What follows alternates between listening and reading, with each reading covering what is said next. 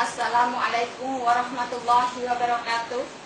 Nama saya I'anatul Mu'arrafah binti Ma'ruf. Saya berasal dari Desa Kalisala, Kecamatan Limpung, Kabupaten Batang, Jawa Tengah, Indonesia.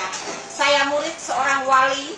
Guru saya bernama Mbah Kiai Sarif Hidayatullah atau Mbah Kiai Surif. Dia berasal dari Desa Sikandang, Comal, Pemalang. Beliau adalah jelmaan dari Sunan Derajat. Kakek saya Mbah Paat adalah jelmaan dari Sunan Kalijaga. Sunan Kalijaga dikenal semua orang bahwa dia adalah anak Adipati Tuban, tapi sama sekali tidak. Beliau adalah anak kandung dari Eyang Sampang dan istrinya yaitu Nyai Ratu Ayu Ireng atau Nyai Ireng yang selalu mendampingi saya. Guru saya yang kedua adalah Bapak Sohibul Huda yang mengajarkan kepada saya hidup ada dua pilihan, ingin menjadi walinya Allah atau ingin menjadi walinya setan. Dia berasal dari Desa Krai, Kecamatan Yosowilangun, Kabupaten Lumajang. Dan guru saya yang terakhir adalah Allah Subhanahu wa Ta'ala yang selalu melindungi saya dalam keadaan apapun. Beliau yang memberikan saya surat Al-Kafiyah asli, dan beliau juga yang telah memberikan kepada saya siapa garis keturunan saya yang sesungguhnya. Saya adalah cucu dari Sunan Kalijaga. Sunan Kalijaga anak dari Eyang Sampang. Eyang Sampang adalah Sayyidina Ali. Sayyidina Ali anak kandung dari Prabu Siliwangi. Prabu Siliwangi adalah Syekh Abdul Qadir Jailani. Dan Syekh Abdul Qadir Jailani adalah anak kandung dari baginda Nabi besar Muhammad Shallallahu Alaihi Wasallam. Beliau yang akan mewariskan kepada saya tahta kerajaan dunia dan juga akan mewariskan kepada saya yaitu Al-Quran.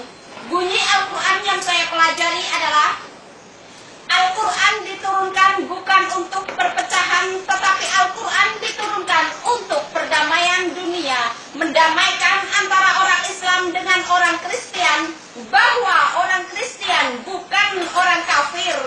Aku akan memasukkan siapa saja ke dalam golongan orang yang beriman, tidak memandang bentuk rupa wajahnya dan pakaiannya, tetapi yang dilihat adalah hatinya. Barang siapa yang berjihad mengatasnamakan Allah dalam kurung jihad fisabilillah, hanya ingin namanya dikenal, aku akan memasukkan dia ke dalam lembah neraka jahanam. Budak sebelian itu disembunyikan di dalam rumah orang yang dianggap kafir. Ternyata dia orang yang beriman dengan dipenuhi segala kebutuhan-kebutuhan dan keajaiban-keajaiban Allah, ditemani sahabat sejatinya. Di saat Allah mengeluarkan budak sebelian itu dan tempat persembunyiannya, setan-setan berhamburan, tanda bahwa murka Allah ada di depan mata. Di saat negara-negara sudah tidak mampu lagi menghukum penzina dengan hukum Al-Quran, maka akan aku datangkan hamba pilihanku. Dia akan bercerita kepadamu tentang keajaiban-keajaibanku. Apabila diceritakan kepada orang yang beriman, dia akan percaya hal itu.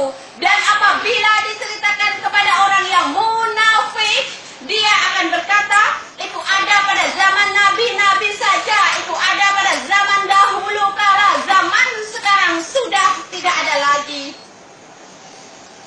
Budak sebelian itu akan dihukum, dan yang menghukum adalah para wali dan para nabi, saudara-saudaranya, teman-temannya, sahabat karibnya, disaksikan oleh raja-raja di seluruh dunia.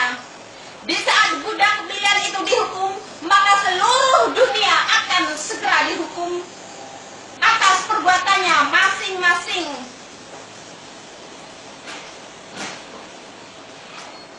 Para wali dan para nabi akan diturunkan di negara yang dianggap negaranya orang kafir, ternyata negaranya orang yang beriman. Saya akan dihukum di Masjid Darul Aman, Singapura, dan para wali, para nabi akan diturunkan di Singapura. Setelah itu, budak sebelian itu segera menikah dengan pangeran pujaan hatinya yang dia idam-idamkan sedari dulu kala.